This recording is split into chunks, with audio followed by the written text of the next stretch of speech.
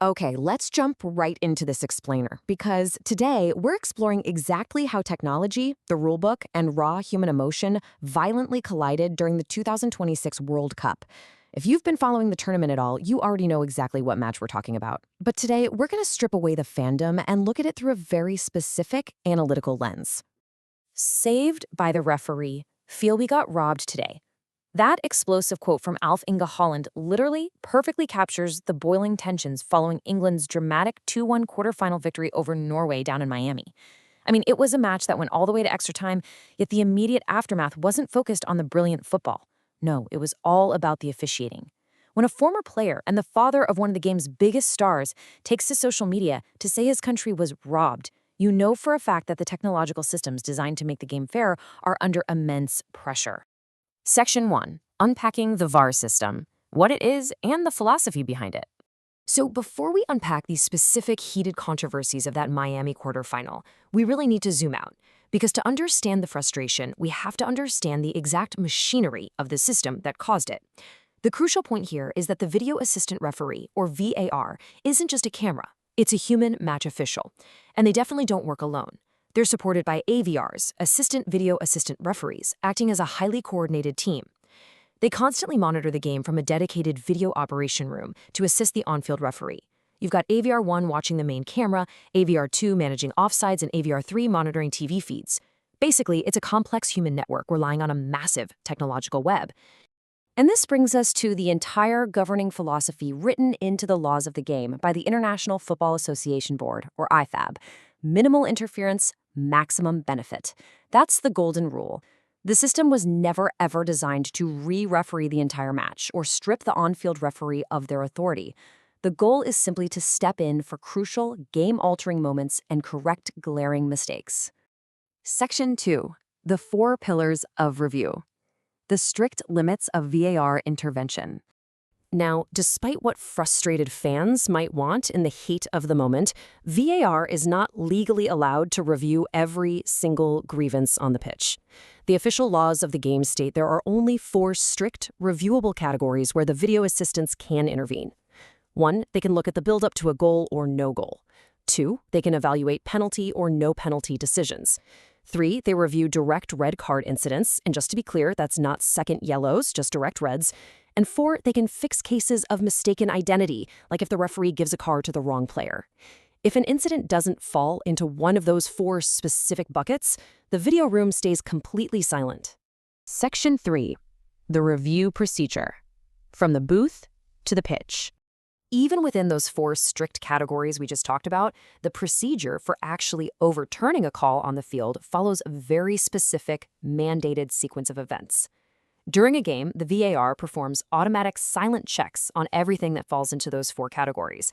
Honestly, most of the time, we at home don't even know what's happening.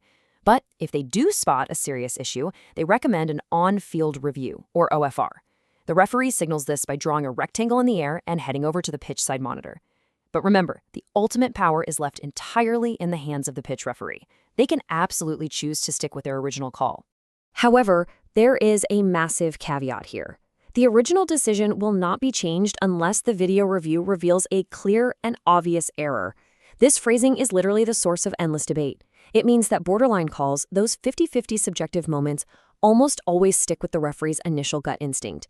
If it's not undeniably wrong, the VAR won't force a change.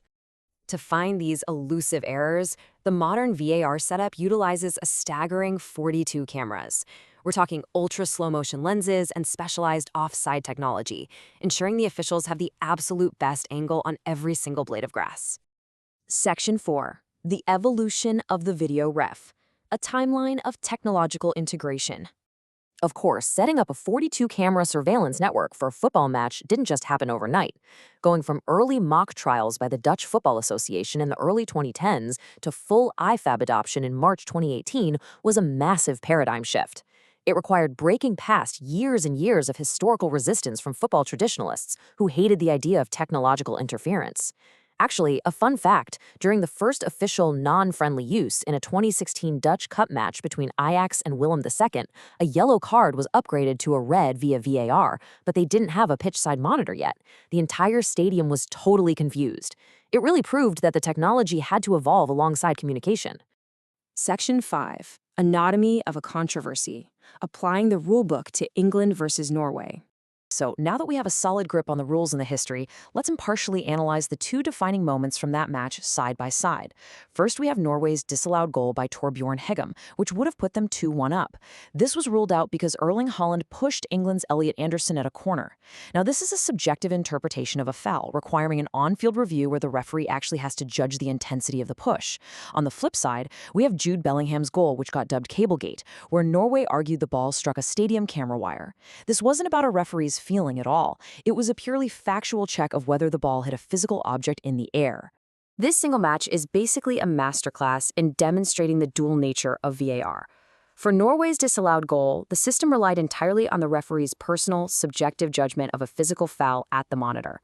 But for factual reviews, like Bellingham's Cablegate or a tight offside, the VAR in the booth can make the call directly based on geometry and video evidence without needing an on-field review.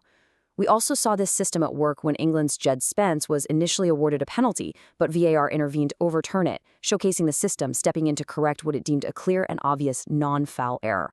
As the dust finally settles on the 2026 World Cup, and we digest these intense debates, from overturned penalties to subjective pushes and invisible camera cables, we have to ask ourselves something fundamental. What you should take away from this explainer isn't just who was right or wrong in one specific game, but a much broader question about the sport itself.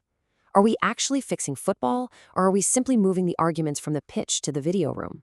Because technology might give us 42 different camera angles, but at the end of the day, it still requires a human being to interpret them.